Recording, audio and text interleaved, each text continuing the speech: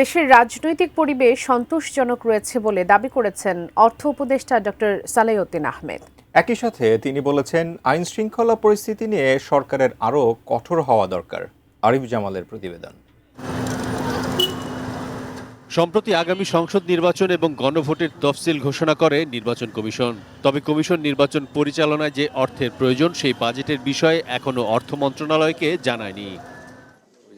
সোমবার সচিবালয়ে অর্থনৈতিক বিষয় এবং সরকারি ক্রয় সংক্রান্ত উপদেষ্টা পরিষদ কমিটির সভা শেষে অর্থ উপদেষ্টা ডক্টর সালেহউদ্দিন আহমেদ জানান, কমিশনের চাহিদা মতো অর্থ বরাদ্দ দেয়া হবে। একসাথে দুটি ভোট হওয়ায় এবার বাজেটের আকার বাড়বে। এটা নির্বাচন কমিশনের ব্যাপার, এটা আমরা নির্বাচনে বেঁধে ধরে বলবো না এত পাঠান, কারণ ওদের যা যা লাগবে ওদের পুরা লজিস্টিক, তারপর অন্যটা যে যত এসে আছে ওদের সাপোর্টিং অনেক লোকজন তো কাজ করবে ইলেকশনের জন্য। তো ইলেকশনের দিন, গণভোটের দিন বহু লোক থাকবে, তাদের জন্য খরচ ওটা ওরা দেবে, ওটার ব্যাপারে আমাদের কোনো রিজার্ভেশন নাই।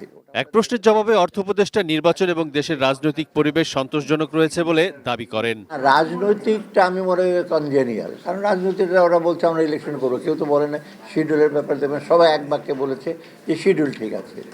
এটি তো একটা প্রমাণ যে ওরা বলে না যে এত তারিখে কেন করলেন, এত তারিখে কেন করলেন। ল অ্যান্ড অর্ডারটা তো আপনার মোটামুটি আছে, তো আরও স্ট্রিক্ট হবে তো ল অ্যান্ড অর্ডার। জুলাই আন্দোলনের অন্যতম নেতা ওসমান হাদির বিদেশে চিকিৎসার জন্য যে খরচ হচ্ছে তা অর্থ মন্ত্রণালয় চাহিদা অনুযায়ী দিচ্ছে বলেও জানান অর্থ উপদেষ্টা। ঠিক হাদির জন্য যখন বলেছে যে বাইরে পাঠানো হবে, তো অবভিয়াসলি টাকা ইনভলভ। আর অর্থ মন্ত্রণালয় থেকে আমরা বলেছি যে আমরা যাই লাগে হচ্ছে যে হেলিকপ্টার নিতে হবে, মানে এয়ারবেসে।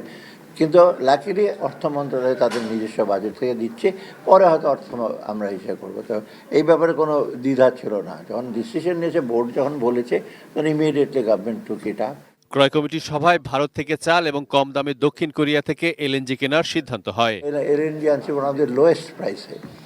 Arif Jamal, ATN news, Dhaka.